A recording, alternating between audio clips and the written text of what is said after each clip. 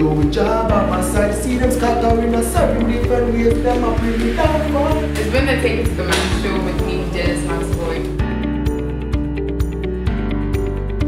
Hi guys, it's the Take It to the Max show with me, Dennis Maxwell. I promise to bring you interesting personalities who are taking what they do to the max. Today, I have with me David Dannah, the newly elected SRC President of the Nkrumah University of Science and Technology. David, it's great to have you on the show. I'm very privileged to come on this. Okay. What do you think about the title of the show, Take It to the Max? What do you think about it? Take it to the max.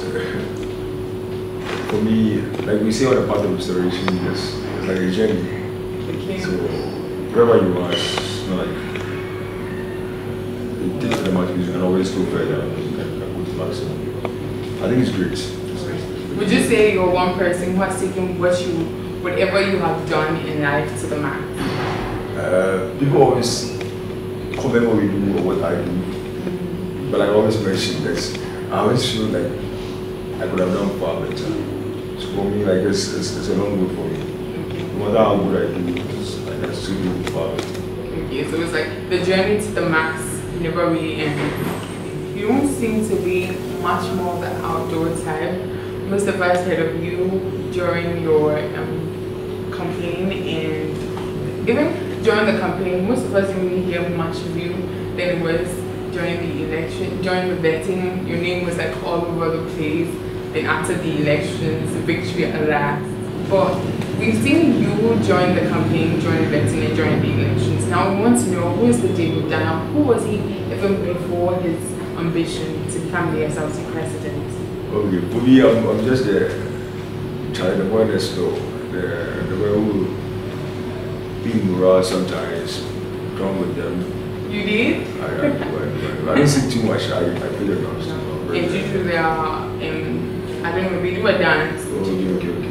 The banking and all that. Yeah. I'm not too good at it, I'm quite bad. Okay. But you know how to do it. Yeah, small. So I'm like the first child doing like outdoor type. I'm not too loud. Right? Yeah, I'm not too loud. I can't. I wish I could, but I can't. I can't be too loud. I grew up very quiet, so I was very quiet. That's why I'm too known amongst people. And it's also because for most of us who decide to be as president, for most people, it's something they've already planned. Right from the outset, from first year. Okay. So they try to put themselves in the limelight. With everything they do, they want to make sure it's known to everyone. So way before they even start contesting, there are people you already know. But for myself, it wasn't like that. I think I just came along the line, decided to really get there. We'll come to that. I really want to know how and when you finally decided to take up this ambition. Alright, I'll take you through that more. Okay. I think it was because I always wanted, like, I like to support people. The guy is good, let's support, let you out, let's do. And I think I do better helping someone than doing myself. Yes. So it's what I've always wanted to do, like from first year, supporting someone, like, I realized no challenge. If you just be the change you want to see. So we took it up. So that was how come I wasn't too known or too popular from the beginning.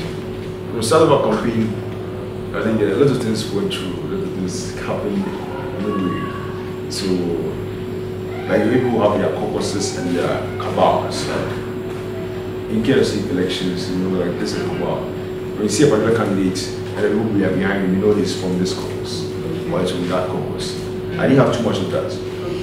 I was seem to be affiliated to like know people from various sides, so you can never really identify that whether it's from here or there. People try to like align me to one particular side or the other. More to that, I think that's why when you mention David Dannah, you can't really say, okay, so this is David Dannah's team or this is where the cover is from. And also because I'm continental and expecting that.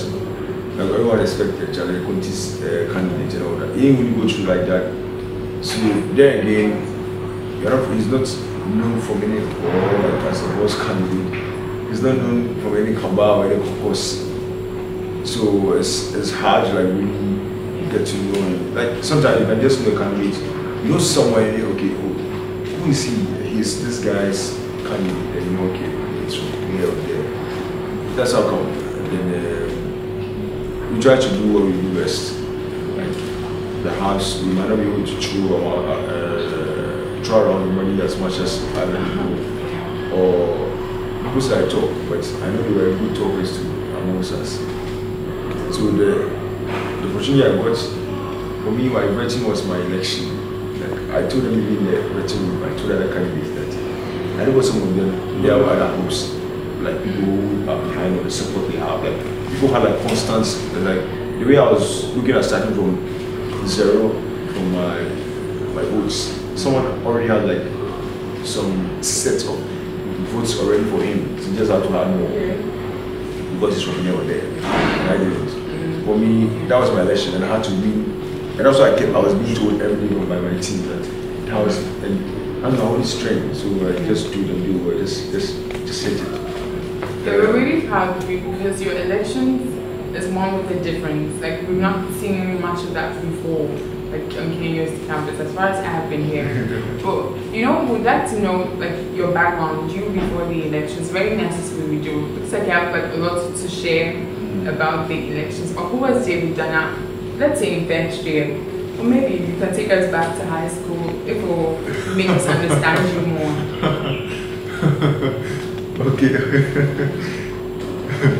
It's quite interesting. I came a year after. So from senior high school, like after graduation, so from senior high school, we graduated through. I was in a boys' school, like all boys. Cracker, and it was really cool. Like it was really cool. I did sports and all that. And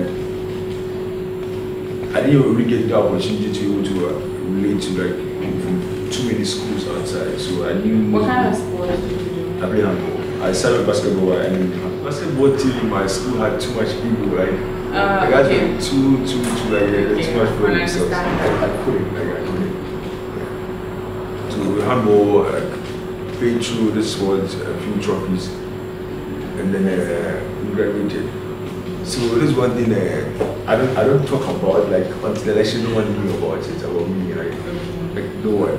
So this is my second university. Second yeah, university. Interesting. Just that the first one was very shorter. Okay. Which university was that? It's a CJ Victoria. It's in Montreal. Okay. Yeah, it's in Canada. Wow. So I was there for how many years? No, it was a year. Okay. Yeah, so it's more of an on-field course. Yeah, so right from senior high school, that happened. And then, what were you offering me? Canada. What were you offering? It was cross-cultural relations and community development and cross-cultural relations. You didn't like it? I did. I loved it. Like it's so why did you come all the way back to Ghana, K University? I think that course helped me a lot. Part of who I am today is it helped me to relate and integrate more with society's right and relate to people very, very good. I do that a lot. Like, so it's true that all things happen for a reason, man. I'm sure it was a preparation for today. Yeah. You have a point there. Yeah, and I read science in school. Okay. So yeah, I don't like hospital I don't like lab even though the course that we here hospital lab with them lab. I really like technology. I really like that scene. My bigger brother is in medical school, but I just don't like it. It's super frustrating that. I think I just kept having this belief when I was younger that instead of waiting for them to get sick, why do we prevent them from getting sick? So I didn't want to encourage let me wait for them to get sick and let me want more people to get sick so I can get more money. Yeah. So I didn't want to enter that side. So I wanted to do engineering too, but I realized that engineering here wasn't more the way I wanted it to be. I think because of that exposure, I wanted a more practical kind of learning. So I read most of the courses from tech online, and now the one I'm doing now is more practical to me, even though I'm not seeing what I thought I was seeing. What did you expect to see though? No, it's agricultural biotechnology. More I didn't know. Okay, so over there is quite cool. Like online, it's a good course. Started already. You're using technology in biology, like improving life of human beings and animals and plants, like technology, making sure that it becomes good and better. So all the improvements in our food in our lives, like some supplements and all that created through biotechnology. Okay. So that now you can get insulin or protein to your body without necessarily eating it from the direct source. And that's all biotechnology. So I really wanted to do more of that, so that instead of waiting for them to get sick, we help them to get better. But I think it's not been too bad. It's not been too bad. So that's it. Before elections, so first year, Unity Hall, a few more hours here and there. I was doing sports at the same time, I was doing debate at the same time. It was quite challenging. I think that's also helped train me. And I think it will be a good road for anyone who would want to be a leader, to learn to speak or to learn to argue your point out, or to make sense of every point through debate. And also, I try to do the cadet, like, I admire the level of discipline and respect for leadership. And then also, sports, because I keep fit, like, it's hard for me to encourage myself to like wake up and say I'm going to a job and be at there. I don't mind doing it, but sports was a way to like keep up and how to go, and it's part of the discipline too. So I was doing all that at the same time. And all through, never had intention of doing this as president. The part that I wanted to do was editorial, like write. Like write, like I like to write. I like to write a lot. So that was the first year. Continued that second year. So because of the weight, we had to go to competitions. Did you go for any outside the country? That was when I started my election. So we were supposed to go to Zimbabwe. With the debate? Yeah, because I won the election. I don't know my first. But when I came, before we became president, I went to South Africa and went to Nigeria. When Nigeria, South Africa, then it was Zimbabwe in third year. I think the people who are coming up now are even far better than we need to meet. So we're hoping we'll get better. Share the support from the school. It's also when we get to put the name of the university out there. Listening to you, it's like you have a reason for doing like almost everything you do. Yeah. You join the sports because you want to keep the sports team because you want to keep fit, and you join the cadets because of discipline, the debate team to be able to speak and not go into points. So would you sit down one time and set your mind out to say, I want to do this because I want to learn this, or because you just find passion for the thing, going for it? Okay, it's one thing I also learned like within that period for county tech. Okay. So it's I look at everything from a different angle. Yes. I'm quite religious too, so I love to like associate everything I do with God. But I think one important thing is like it helped me to be able to draw my path to the end, like who I want to be. And you look at on that road, what do you need to get there? And then how you get those things. So I want to be a social entrepreneur. Does it also make goal in life? Yes, I want to be a social entrepreneur, like do so much social good. And what would that entail? So social entrepreneur, like it's like you're feeding people.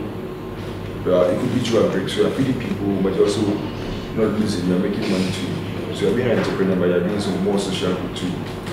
So it's like it could be engineering, you're developing more stuff to help people, develop more innovations to help a community, but you're also making money from it. So like you're not losing, but you're helping, so it's a win-win for everyone. But the more the focus is more on the social good, so the social benefits to the community and all that. So more of that. So I realized to get there, once you want to know how to identify challenges and everywhere you find yourself, how do you do it? How do you connect to people? And then how do you give regard to the bureaucratic system, even though it's not too comfortable sometimes? And then again, how do you to put people along to believe in it and get them to meet you? So it means you need to know how to speak to do that. You need to have that discipline to be able to continue what you do. You need to be able to connect with people to make sure that socialize with people, get to meet people. You need to be able to, like, I want to do this, give me enough reason to be able to sacrifice everything I do and follow you. That's why how come we have in our team, like, very dedicated people who never cared, like, I was so surprised, everyone was surprised, or even on the day of our election, like people throughout the day, and our food prepared for them to eat, no one ate. Yes, like we are grown so much with that kind of spirit that like the work first until it's done, like we're not resting. So I look at that and how do I get there and how do I get this to school? Okay, so let's talk about SRC elections. When did you finally make that decision? I think that day was like a blessed day. I'm sure like heaven was rejoicing. Everybody was so happy because like almost everybody on campus is like so positive. David Dannah is going to bring something good for us. When did you make that decision? Want to know that particular day and the moment? For me, I think it was heavily orchestrated. It was just from God. I remember where exactly I was sitting. Okay. It was a probably called dining hall. We entered the dining hall to the other side. Not too much to get the water to the back. It was a midweek service. Church has CCF service on Thursday. 2 hours. We were like in the session. When they're shooting prayer, it was the worship session also. Okay. Kept feeling on looking at how like I had intentions to make things work, especially last year when we lost the election. My candidate lost. Like no, like who was your candidate? Joseph. Oh, Joseph. Let's make things look better. But I never took it serious. Until that day, I felt like, no, things have to change. And we were tired of complaining. Like I got tired of complaining. Just do it. What were some of the things you had wanted to change at that moment? The approach to leadership and how people saw SRC leadership. So you saw Joseph Meko to be one who had that vision to correct. That guy is very assertive. Okay. Like he's not too religious, but if he says he's doing it and he knows it's the right thing, he doesn't care who you are. You can't stop him. I think those are the kind of people sometimes that you have to start doing for the right thing. All they need to do is to make sure that their stance, and when you take an entrenched position, that is it. You end up convincing you joining them. But you just have to make sure that those positions are also the right positions. Because if it's bad, you'll force everyone around them to do it too. It's good. And I really admire him. Right? He's someone I learned a lot from too. He was part of the training debate. So I learned a lot from him too. He was part of the debate team. Yeah, he was. So I learned a lot from them, right? I think that's just to change the image. You got to a point when you mention SRC, everyone's like, oh, what else do they do apart from spending their money and messing around and what else? Like, oh, SRC, well, like, I don't care, like, there's nothing I do to affect my life. So that kind of getting too bad. It needs to change, and it won't change because we keep having elections. Change because we change how people see it and how we have to make it look different in our feeling. Then David Dannah started coming.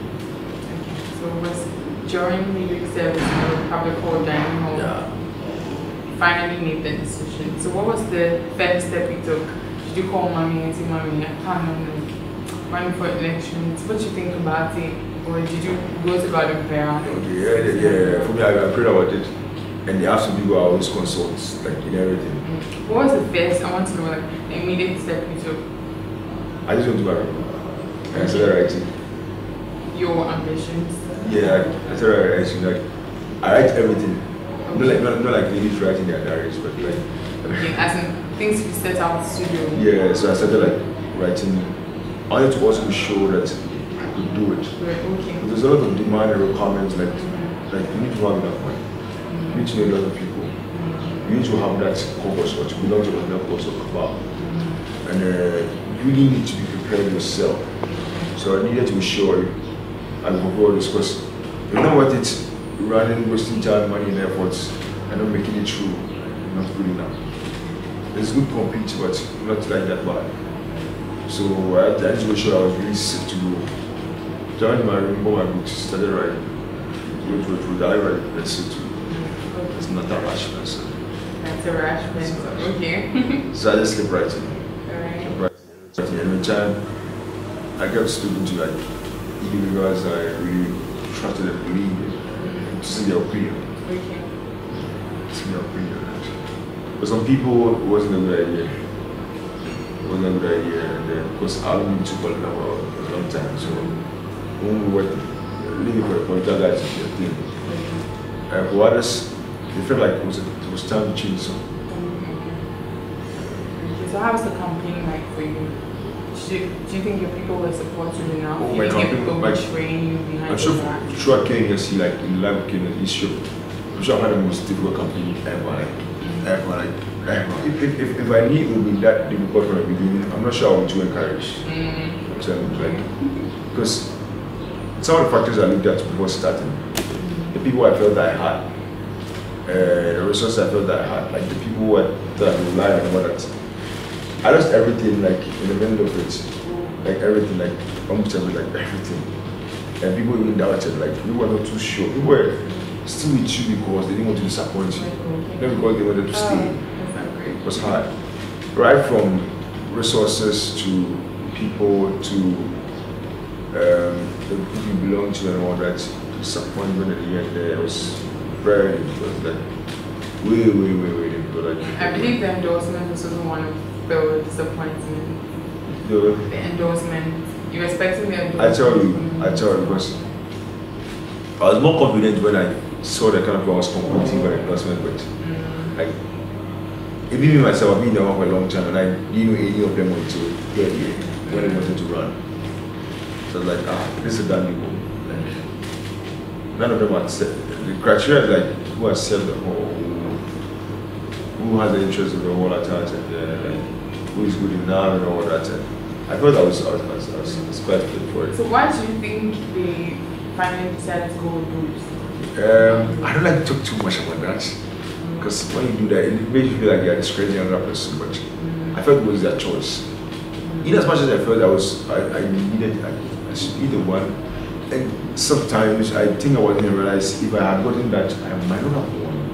I might not. Because one of the reasons why people came all out for me, like, if people can undermine like the work of this gentleman, then challenge, let's teach him a lesson.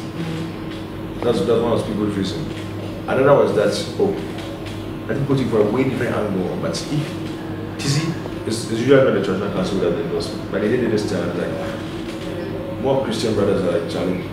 Let's really show them that if we can endorse, we can also endorse. You know, like we endorse, and we can also do an endorsement. So like that kind of thing. Well, we have instances where he said if the unity holders endorse you, you're not running for the election. Yeah, it's because I told you earlier that I was quite confident, and also because there's always there's set down criteria or measure they use to select or get their people to represent. And upon all my analysis, I feel like that was it. And I knew they were going to use that. I expected them to use that, but they didn't. Like they didn't. Everything changed. So with that, if they had done it the way I expected and I still didn't get it, I wouldn't mind stepping down. But you don't undermine the fact that I'm doing my work and then turn it around against me. You know, I have to take that. But people are standing on this basis and saying you're likely to be a dishonest leader because you don't stand by your words. People always talk. People always talk. Even within this election, people say like they could have had a better person. People always talk. And if everyone likes you like they say, then you should check it again. Yes. And it's also because I don't blame some of them too because they don't have enough details on lots of the issues. Those people who say that I'm best here or I've been told that by other people. And those people who say that a lot, like the government students believe in the reality. That, and I had every right to say what I to do what I did because they didn't go by their word. So I don't know not to be, you can't tell by my word because you feel religious too. So saying I'll be dishonest, let's see. So you promise not to be a dishonest leader? Alright, another thing we realized that really helped you was the vetting. And I think being part of the debating contributed so much in your vetting procedure. How did you feel like after the vetting when people were all about your name and everything? Then let's talk about during the vetting. Did you feel tensed in any way? You know, in a room up there before a quieter room, people were all prepared, like constitution, like memorizing constitution, like I'm not too good with memorizing, like what's the bomber and all that. Like my strength is give me a real life situation, give me the question, let me play out with it, let me make it good. So my advice was also good with the other side that I wasn't good at. So that's one thing I was really, really happy about. So people were all preparing and you ask questions among yourselves and like, why are you prepared at all? You know that feeling before exam, before asking questions and answering. So that kept happening and I was supposed to come with my 3. All of a sudden I heard there was a change and when the 3rd person was supposed to come, I went up prepared to move my advice and like there's been a change. I already pictured in my mind that the Jerome, like always, is always been Michi and Katanga squad. Exactly. Come cheer, they make the best fielder. So I'm coming forth in by then they would have all been done. The one supposed to come after me was the Katanga candidate. So it means that by the time I come, everyone is gone, like the place will be dry and empty. You're just going to listen. I'm sure if that's my strength and you're going to speak so well when I listen to you, what's the point? Actually, I was like, I'll read anyway. Everything changed when we were called and because when I came to sit down, I started leaving because I was too worried. When I moved into the gates and I saw the amount of people who were welcoming me, my God, like that did it. I was like, man, let's get a game on. Like that did it. It's like before the mic was handed over, before I even started speaking, I was too prepared to talk. Like I was very prepared to talk. So we realized that because you had like, I don't know, I would call it planned out answer for every question because you gave like straightforward answers and it's like you had policies for backing everything, something you intended to do. So it's like you had thought through everything and like you were so prepared. Exactly. It was because that was my strength and also we're looking at a more practical way of working. I feel going forward that should be more on how our vetting process should be. Not just about asking so many questions and how many runabouts to do about campus, and then how many rooms are unity, or how many staircases, and like those ones don't help you find or know who the leader is. It helps to tell the part of them as to whether they're observant enough. That's true. So for me, I felt like when it happened like that way, I was really excited too because most of the straightforward answers my advice would have helped. So like. Questions that were coming in because we've already taught over and over again about policies and all that and what we should do because unlike other people, our policies came very late. Our policy document came the last time. We couldn't even print it because it was quite late. Yes. And because it took too much time, like I didn't do my policy alone. I could sit with my whole team and everybody at a meeting and discuss, like go around, what are the students complaining about? What do they want? What do they want to see? What are they expecting? Okay, so now today, what are we doing about it? So people say this, what can we do? What do we have? What are the resources available on campus? So before then, we had already talked through almost everything someone could complain about. And that's how we formed our policies. So our policies was like from the people. Not like cook before elections and having to feed the people with the policy like from the people. So it was like every question and there was one question they asked, I just smiled like, what question? Yeah, you just messed with the wrong guy. I showed you the question on the health. Oh, okay. We had a policy on it biometrics, so like, oh boy. I think even for that policy, as of now, I think we are close to half with that. Okay. Yeah. We had to acquire a few things, but like, everyone who is concerned about the policies is possible. Like, people like it. Even though the outcome will be the angles, but people like it. Because talk true, you know, like Charlie, how can we solve this? It's not easy, but it wasn't easy though. It wasn't easy like trying to handle most of this thing, but we just done good. And did you think the vetting sought to bring out what you needed? Like what the people needed to see about you? For myself, and from the feedback, I think it did. But I'm sure when I listen to the audio over and over again, I still feel there's some more I can do. One thing I tried to do with the vetting was, and I'm asked one question, even though I was trying to be brief, and I combined like 3 answers together in my head, both out. So I think it was very evident because the panelists were like, relax, relax. Like you had too much bubbling up in you wanted to release it. So they kept saying, relax, relax, relax. I tell my people, like, I don't like that feeling of, I'm done, Charlie. But if I had done it this way, would have been better. If I said this, would have been better. I hate that feeling. When I get an opportunity, like, I give everything, like, I did it all. And these are the results. So it couldn't have been any better. Like, that's the next time I just have to prepare well to. Like, I was, before I answer, like, oh my god, like, I just. Let's talk about your branding. White shirt and African print tie. I loved it. For me, I think we didn't purposely buy from the beginning. It came like a memory. And because I had a different child, like I was wearing the same child, I mean, I want to know that child. But I'm more like that. I like this African thing. So I felt like if I couldn't wear my African print shirts, then let me just represent it for my child. So we wanted a way to do that. But I wanted to wear jackets. Someone said, let's go to the child because it would be easy to get more of that, so you better come and get that. The idea was even just for me, myself, and like my bikes. But along the like, we changed, and another person from my team is also wearing it, but also wants it. And I become very like contagious. Everyone comes, everyone. And I know people have established like businesses, African print ties, in a setting just because it was your brand. Right. You just stand by it. Yeah. We wish you all the best, David, with your tenure of office. That which you said, you should achieve. I was speaking to some of your team members and I was like, do you have any questions for David Dannah? And all they could say was, we know a lot about David Dannah, but we don't really know if he's dating. Are you seeing someone dating? Oh my God. Are you seeing someone?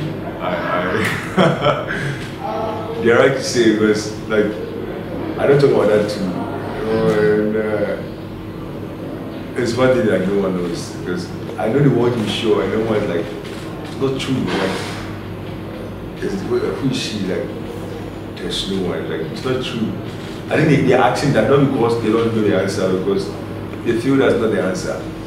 Okay, so are you or not? I'm not. Okay, so like you're open to any opportunity. Would you like to choose someone during your tenure of office or after? No. I'm not ready to, like, I know myself. I'm a very kind of person when it comes to that setup. So I'm really, really careful. I'm really, really careful. Like, I'm really careful. I know you'll come, and I know at the right time you'll come. Like, there's some stuff when I prepare and plan to do them. It's bad, like it goes on really bad. But I know it'll happen, like it will happen. And when it happens, it's good. Like it's difficult. Like I get a question almost every day because people want to know if there's still space for vacancy or not. So there's a vacancy now. Everyone can actually apply, right? And what makes it very risky sometimes is usually at this point, when it's not before elections, and it's after elections, if you have to propose someone, the likelihood about 60% that you like the person, but the person likes this after president, not the other. So that's it. So the person likes this as president, not the other. So what happens if you are not as president? But there's been a lot of instances where even the officers told me, like, just to leave me that he was waiting to see my side of it because anytime they come, they also already have their first ladies. But getting close to the end of the term of office, you don't see them again. And I don't want that to happen to you. So we should be expecting something like after? No, I don't know. It might happen even tomorrow. I don't know. Okay. Like I just don't want to plan for it. I don't want to prepare for it. I don't want to happen. I don't want it to happen good. Alright, thank you so much, David. So it's been an interesting conversation with our very visionary SRC leader, David Dannah. This has been the Tickets to the Max Show with me, Dennis Maxboy. My intuition is telling me there'll be better days.